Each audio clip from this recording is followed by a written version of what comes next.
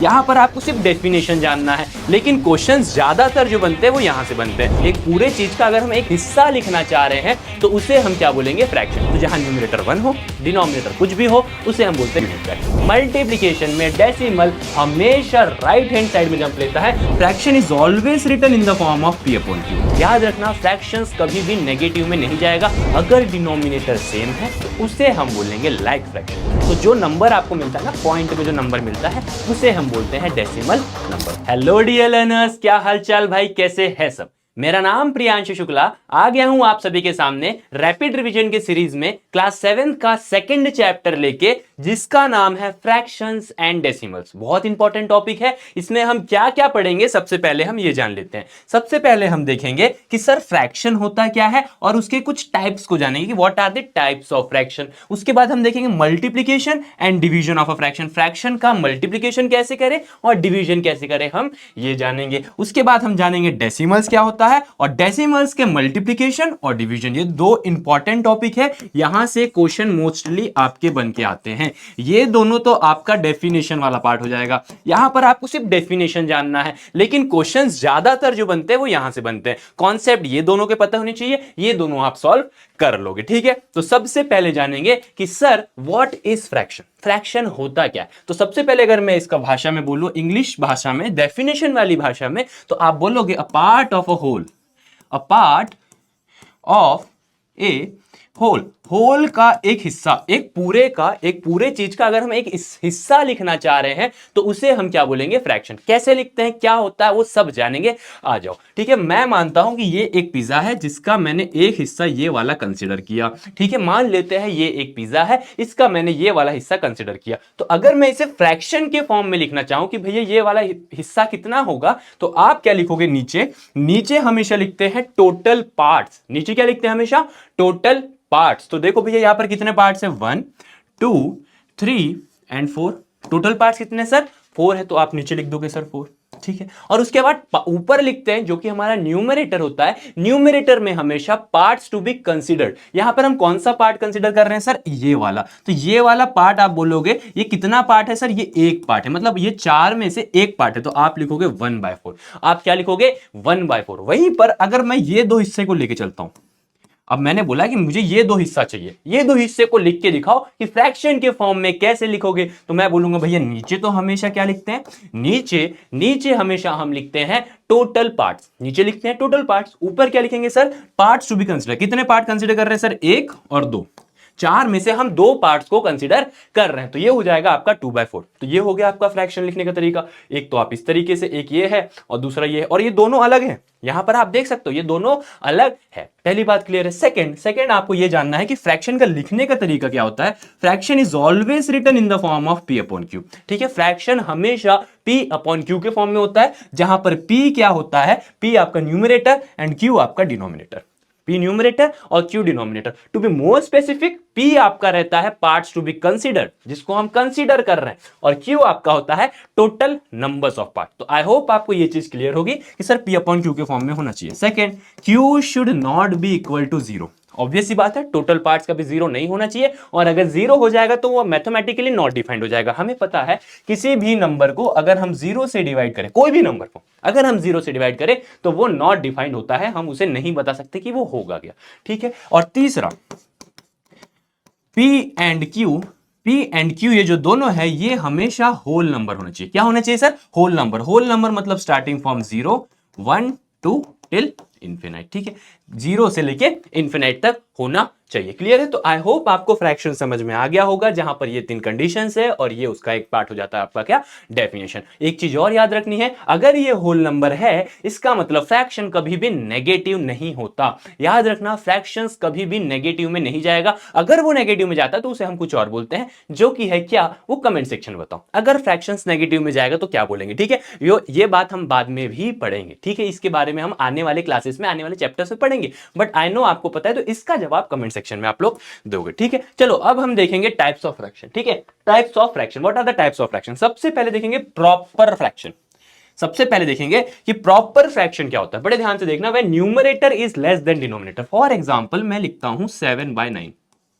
ठीक है, तो यहां पर क्या है, यहां पर 9 आपका डिनोमिनेटर है और 7 आपका क्या है, न्यूमरेटर है। तो जब भी न्यूमरेटर छोटा हो, डिनोमिनेटर बड़ा हो, इसे हम बोलते हैं प्रॉपर फ्रैक्शन। ठीक है, और एग्जांपल ले लो सर 1/3, बहुत बढ़िया। फिर उसके बाद लिख लो सर 3/9। ठीक है, 3/9 को हम 1/3 लिख ही सकते हैं, तो हम लिखेंगे इसको 3/8। ठीक है, यहां पर आप क्या देख रहे हो, न्यूमरेटर छोटा है डिनोमिनेटर से। सर 7 छोटा है 9 से, हाँ। सर 1 छोटा है 3 से, हाँ। 3 छोटा है 8 से, आप बोलोगे हाँ। इसका मतलब ये क्या है, proper fraction. Proper fraction clear. अब देखते हैं इम्प्रॉपर। भैया ऑब्वियस सी बात है, इसका अपोजिट होगा, प्रॉपर का अपोजिट। जब आपका न्यूमरेटर बड़ा हो डिनोमिनेटर से, जब आपका न्यूमरेटर बड़ा हो डिनोमिनेटर से, उसे हम बोलते हैं इम्प्रॉपर फ्रैक्शन। ठीक है सर, और एग्जांपल लिख दो सर 99/10। 99/10, यहां पर आपका क्या है, न्यूमरेटर बड़ा है, डिनोमिनेटर छोटा है, तो ये क्या होता है सर आपका, ये होता है आपका इम्प्रॉपर फ्रैक्शन। ठीक है सर, उसके बाद आते हैं सर मिक्स्ड फ्रैक्शन क्या होता है। देखो मिक्स्ड फ्रैक्शन नाम से समझ में आ रहा, किसी चीज का मिक्सचर है, तो मिक्स्ड फ्रैक्शन मिक्सचर है या फिर मिक्स है होल नंबर का और फ्रैक्शन का। Mixed fraction is form a mixture of a whole and a fraction. ठीक है, होल नंबर और फ्रैक्शन जब हम मिलके लिखते हैं तो उसे हम बोलते हैं क्या, उसे हम बोलते हैं मिक्स्ड फ्रैक्शन। फॉर एग्जांपल आप लोग ने सुना होगा कि भैया मुझे 1 और आधी रोटी चाहिए, तो आप कैसे लिखोगे, मुझे 1 और आधी रोटी चाहिए, आप ऐसे लिख दो, है ना। फिर कई बार आप बोलते हो दुकान में जाके, सर मुझे 5.5 किलो रोटी चाहिए, रोटी नहीं, रोटी के लिए आटा चाहिए। ठीक है, तो आप क्या लिखोगे सर, ऐसे लिखोगे। तो ये जो लिखने का तरीका है, ये जो लिखने का तरीका है, इसे हम बोलते हैं मिक्स्ड फ्रैक्शन, इसे हम बोलते हैं मिक्स्ड फ्रैक्शन। ठीक है, जैसे मैं यहां लिखता हूं 5 1/2, 7 1/2, 8 9/10, और भी बहुत सारे। ठीक है, तो आई होप आपको मिक्स्ड फ्रैक्शन भी समझ में आ गया होगा। जहां पर ये जो 5 है ना, इसका मतलब होता है होल, पूरा का पूरा 5, और ये हाफ, मतलब 5.5। इसको हम बोलेंगे 7.5, 7 और आधा। इसको हम बोलेंगे 8 9/10, 8 पूरा का पूरा और उसका 9/10 हिस्सा। ठीक है, तो आई होप आपको मिक्स्ड फ्रैक्शन भी समझ में आ गया होगा। उसके बाद देखते हैं सर लाइक फ्रैक्शन क्या होते हैं। जब कोई भी फ्रैक्शन, ठीक है, फॉर एग्जांपल 7/8, 9/8, 10/8, 4/8, कोई भी फ्रैक्शन, अगर सबके डिनोमिनेटर सेम, अगर सबके डिनोमिनेटर सेम हो, कुछ भी हो सकता है, 7 हो सकता है, 6 होता है, कुछ भी हो सकता है, लेकिन अगर डिनोमिनेटर सेम है तो उसे हम बोलेंगे like fraction. And what is unlike fraction, very simple. Unlike fraction क्या होगा, तो बहुत ही सिंपल है कि भैया अगर डिनोमिनेटर डिफरेंट है तो कुछ भी लिख दो सर, 7/8, 9/7, 4/9, 3/11। ठीक है, तो यहां पर आप क्या देख रहे हो, सारे के सारे आपके जितने भी डिनोमिनेटर है वो डिफरेंट है। तो लाइक फ्रैक्शन जहां पर डिनोमिनेटर सेम हो, अनलाइक फ्रैक्शन जहां पर डिनोमिनेटर डिफरेंट हो। क्लियर है, अब बढ़ते हैं आगे। Sir what is equivalent fraction, what is equivalent, equivalent मतलब जो चीज इक्वल हो। वेरी सिंपल, तो अगर मैं यहां पर 2/4 लिखूं, ठीक है, यहां पर अगर मैं 2/4 लिखूं और उसी को मैं 1/2 भी लिख सकता हूं, तो या तो आप उस चीज को 1/2 लिख सकते हो, या उस चीज को 2/4 लिख सकते हो, या उसी चीज को आप 3/6 लिख सकते हो। आप बोलोगे सर कैसे, तो बड़े ध्यान से देखना सर, 2/4 को अगर आप सिंप्लीफाई करोगे तो आप इसको 1/2 नहीं लिख सकते। क्या आप इसको 3/6 को 1/2 नहीं लिख सकते। देखो यहां मैं लिख रहा हूं 3/6। सर 3 1 जा 3, 3 2 जा 6, हो गया ना 1/2, हो गया ना 1/2। सर लिखने का तरीका अलग है, डिफरेंट डिफरेंट बट सेम। सुना है ना, they are different different but same. ठीक है, तो what is equivalent fraction, different different but same. ठीक है, यहां पर आप एग्जांपल की मदद से इसको समझ सकते हो। What is unit fraction, what is unit fraction, तो बड़े ध्यान से देखना कि भैया कुछ भी डिनोमिनेटर में कुछ भी हो, हमें फर्क नहीं पड़ता। ठीक है, 7 8 9 14, बस न्यूमरेटर में 1 होना चाहिए, बस न्यूमरेटर में 1 होना चाहिए। जब न्यूमरेटर में 1 होगा, हमें डिनोमिनेटर से फर्क नहीं पड़ता, उस फ्रैक्शन को हम बोलते हैं यूनिट फ्रैक्शन। यूनिट से आपको समझ में आ जाएगा, यूनिट से आप समझ सकते हो कि 1। ठीक है, तो जहां न्यूमरेटर 1 हो, डिनोमिनेटर कुछ भी हो, उसे हम बोलते हैं यूनिट फ्रैक्शन। मोस्ट इंपॉर्टेंट, आगे चलते हैं और देखते हैं how to do the multiplication of a fraction. ठीक है, फ्रैक्शन का मल्टीप्लीकेशन कैसे करेंगे। फॉर एग्जाम्पल मैं लिखता हूं p/q एक फ्रैक्शन है और दूसरा फ्रैक्शन है a/b। तो भैया इसको सॉल्व करने का हमेशा तरीका रहेगा कि आप न्यूमरेटर को न्यूमरेटर के साथ मल्टीप्लाई करोगे और डिनोमिनेटर को हमेशा डिनोमिनेटर के साथ मल्टीप्लाई करोगे। फॉर एग्जाम्पल देख लेते हैं सर, 7/9 इंटू 4/3। क्लियर है, तो आप इसको सॉल्व कैसे करोगे। सर न्यूमरेटर को न्यूमरेटर के साथ मल्टीप्लाई करो और डिनोमिनेटर को डिनोमिनेटर के साथ मल्टीप्लाई कर दो, बस 7 4 जार 28, 9 3 जार 27। क्लियर है? अब आप बोलोगे सर 7/3 इंटू 1, या फिर 1 ना लेके हम बोलते हैं फॉर एग्जाम्पल मैं लिखता हूं 4, 7/3 और इंटू 4। तो सर इसको कैसे सॉल्व करेंगे? यहां पर न्यूमरेटर कहां है सर? डिनोमिनेटर तो है ही नहीं। अरे भैया डिनोमिनेटर नहीं है तो आप इसको 1 नहीं लिख सकते। हाँ, अगर डिनोमिनेटर नहीं है तो आप उसको 1 लिख सकते हो। आप 4 को आप 4/1 लिख सकते हैं। ठीक है, तो सर आप जब इसको सॉल्व करोगे तो ये होगा 7 इंटू 4/3 इंटू 1। सर 7 4 जार 28 और नीचे आ जाएगा आपका 3। क्लियर है? तो याद रखना मल्टीप्लिकेशन में न्यूमरेटर हमेशा न्यूमरेटर के साथ मल्टीप्लाई होता है और डिनोमिनेटर हमेशा डिनोमिनेटर के साथ मल्टीप्लाई होता है। नेक्स्ट टॉपिक है सर रेसिप्रोकल। रेसिप्रोकल क्या होता है? रेसिप्रोकल फॉर एग्जांपल कोई भी नंबर है p/q जो कि एक फ्रैक्शन है, इसका रेसिप्रोकल हमेशा इसका उल्टा होगा, हमेशा इसका उल्टा होगा। याद रखना। फॉर एग्जांपल कोई भी एक एग्जांपल ले लो सर 9/14, इसका अगर मैं रेसिप्रोकल निकालना चाहूं तो वो हो जाएगा 14/9, वो हो जाएगा 14/9। रेसिप्रोकल का बेसिक से कॉन्सेप्ट होता है अगर हम वो दो नंबर और उसका रेसिप्रोकल को मल्टीप्लाई करें तो हमारा आंसर हमेशा क्या आना चाहिए? हमारा आंसर हमेशा 1 आना चाहिए। ठीक है, हमारा आंसर हमेशा क्या आना चाहिए? 1 आना चाहिए। आप देख सकते हो यहां पर 1 आएगा। कैसे सर? Q से Q कट जाएगा, P से P कट जाएगा, Q से Q कट जाएगा, P से P कट जाएगा और आपका आंसर बना जाएगा। ठीक है, तो मैं एक और एग्जांपल लेता हूं, फॉर एग्जांपल 9/33। तो इसका रेसिप्रोकल क्या होगा? इसका उल्टा कर दो, 33/9। Very simple. रेसिप्रोकल का मतलब समझ में आ गया। अब चलते हैं डिवीजन। सर रेसिप्रोकल जानना जरूरी था क्योंककि हमें डिवीजन में रेसिप्रोकल का कॉन्सेप्ट लगाना होता है। चलिए एक क्वेश्चन देखते हैं। 7/9 डिवाइडेड बाय 3/4। 7/9 divided by 3/4। तो सर आपको क्या करना है? बड़े ध्यान से देखना, मैं इसको सॉल्व कर रहा हूं। सर पहला नंबर वैसे का वैसा लिखो, पहला नंबर वैसे का वैसा लिखो। सर उसके बाद जो डिवाइड है ना उसको मल्टीप्लाई कर दो और मल्टीप्लाई करने के बाद नेक्स्ट नंबर का रेसिप्रोकल लेना। नेक्स्ट नंबर का रेसिप्रोकल लोगे तो सर 3/4 का रेसिप्रोकल 4/3। बस ये और ये देख अलग अलग रहे हैं लेकिन है एक ही। ठीक है, तो सर अब तो हमें पता है ना कि मल्टीप्लाई कैसे करते हैं? न्यूमरेटर को न्यूमरेटर के साथ, डिनोमिनेटर को डिनोमिनेटर के साथ। बस ये तो आप कर सकते हो। लो भैया क्या बात है, ये नंबर से हमारा कुछ अलग चल रहा है क्या? मैं रैंडमली नंबर ले रहा हूं, आंसर हमारा यही आ रहा है। क्या बात है, चलिए बहुत बढ़िया। एक एग्जांपल और देखते हैं। सर फॉर एग्जांपल मैं लेता हूं 8/17 डिवाइडेड बाय 2, डिवाइडेड बाय 2। अब आप बोलोगे सर इसको कैसे करें? सर 2 का रेसिप्रोकल क्या होता है? अरे भैया 2 का रेसिप्रोकल आप 2/1 नहीं लिख सकते, तो क्या आप इसे ऐसे नहीं लिख सकते? 8/17 डिवाइड को आप करोगे मल्टीप्लाई और 2 का रेसिप्रोकल 1/2। बस भैया आप सॉल्व कर लो। सर 2 से 2 1 जा 2, 2 4 जा। सर यहाँ क्या बचेगा? 4 इंटू 1 और यहाँ बचेगा 7 इंटू 1, 17 इंटू 1। बस भैया आंसर क्या आ गया आपका? आंसर आ जाएगा आपका 4/17। आंसर क्या आ जाएगा आपका? 4/17। क्लियर है? तो आई होप आपको डिवीजन कैसे करते हैं ये समझ में आ गया। ठीक है, अब नेक्स्ट कॉन्सेप्ट आता है डेसिमल का। सर डेसिमल क्या होता है? डेसिमल क्या होता है? सर वही चीज है ना, कभी आप दुकान गए होंगे तो आपने सुना होगा कि भैया आपको ना 1.5 किलो चाहिए, 1 और आधा किलो चाहिए। बट इसको ना लिखने का एक और तरीका है, आप लोग ने देखा होगा आपके घर वाले कुछ ऐसे लिखते हैं। तो ये जो यहाँ पर पॉइंट दिख रहा है ना, ये जो पॉइंट दिख रहा है इसे हम बोलते हैं डेसिमल पॉइंट। और ये जो नंबर है इसे हम बोलते हैं डेसिमल नंबर, इसे हम बोलते हैं डेसिमल नंबर। तो बेसिकली आप ये बोल सकते हो जब आप फ्रैक्शन को सॉल्व करोगे और अगर आपको होल नंबर नहीं मिलता, आप लोग का वजन भी कुछ ना कुछ होगा। जैसे आपका एक किसी का वजन होगा, फॉर एग्जाम्पल 70 नहीं लिखेंगे हम, 47.3।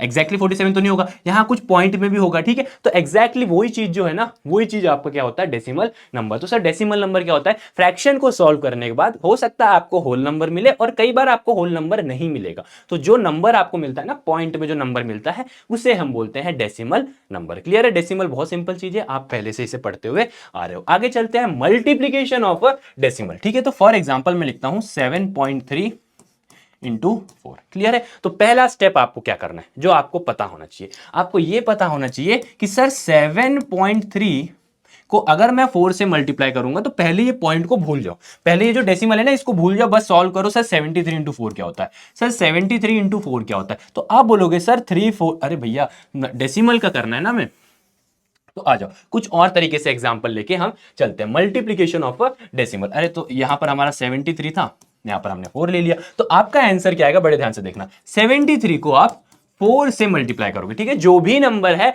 नंबर को आप क्या देखोगे कि नंबर का डेसिमल भूल जाओ, आप उसके पूरे को मल्टीप्लाई कर लो, ठीक है। सर 3 4 3 12, 7 4 28 प्लस 1 29, बस यहां पर लिख दो 292।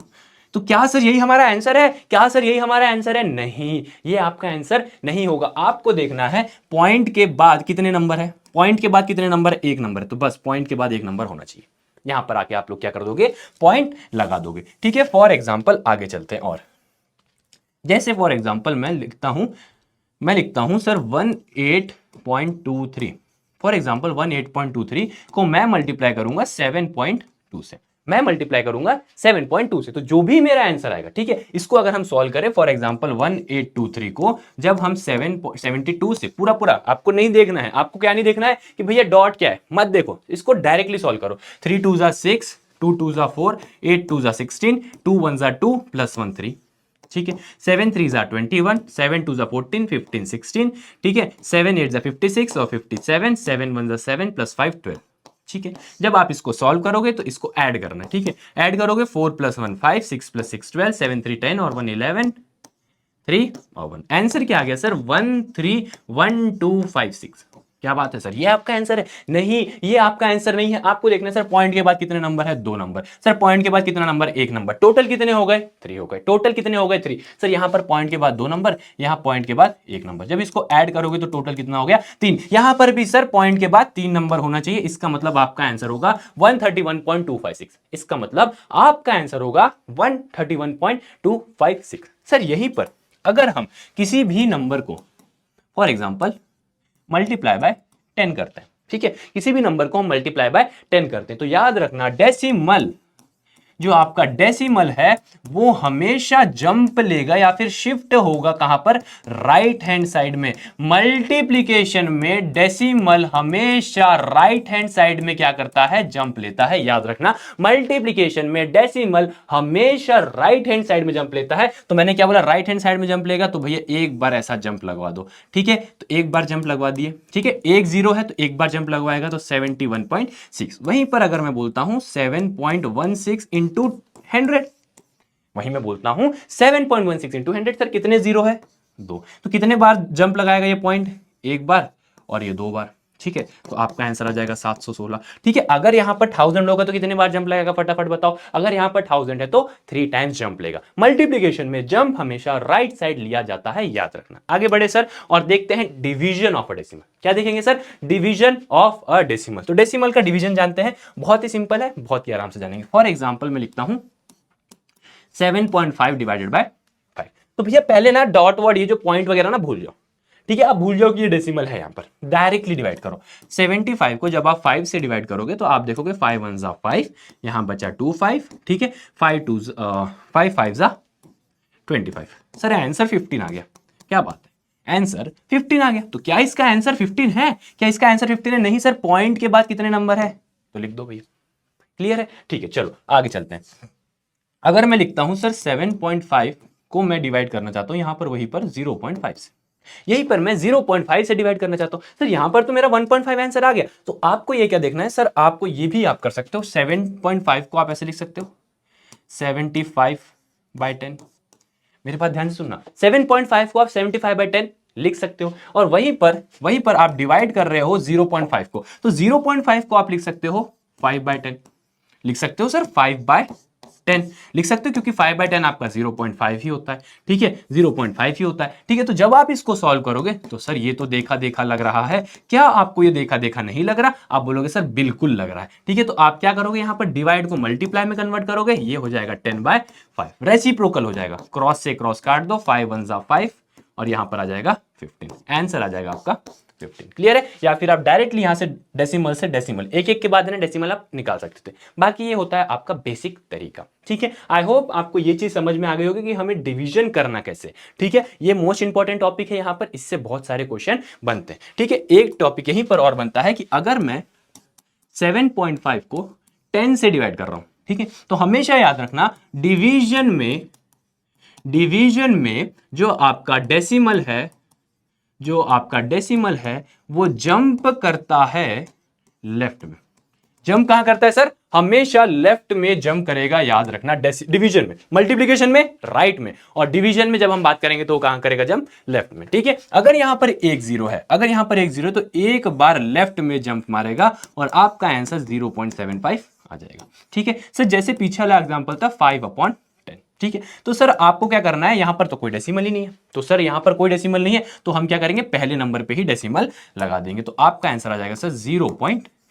ठीक है सर, यहीं पर अगर 5/100 होता तो, यहीं पर अगर 5/100 होता तो सर आपको 2 बार जंप लगाना है। ठीक है, तो आपको 2 बार जंप लगाना है लेफ्ट में, तो 0.05 आपका आंसर आ जाएगा। ठीक है सर, अगर 1000 होगा तो, अगर 1000 होगा तो 3 बार जंप लगाओगे, कहां लगाओगे? लेफ्ट में लगाओगे। ठीक है, चलिए जैसे मैं लिखता हूं यहां पर 78.9 डिवाइडेड बाय 1000। तो सर ये जो पॉइंट है ना, इसको 3 बार जंप लगाओ, 1 सर 2, सर काम खत्म। सर इसके बाद तो नंबर ही नहीं भैया, 0 लगा लो यहां पर, नहीं है तो। ठीक है, ये आ जाएगा सर पॉइंट यहां पर। ठीक है, तो आपका आंसर आ जाएगा 0.0789, 0.0789। इस पे बहुत सारे क्वेश्चन सॉल्व करना, डेफिनेटली आप इसमें क्या करोगे, परफेक्शन आ जाएगा। ठीक है, सो आई होप आपको समझ में आ गया होगा। हमने जल्द से जल्द पूरे टॉपिक्स को क्लियर करने की कोशिश की है। ये रिवीजन था, तो बस आपको इसमें रिवाइज करना है। आपको अगर इसमें मास्टर चाहिए करना है तो आपको इसमें करने पड़ेंगे बहुत सारे questions. Thank you so much, take care.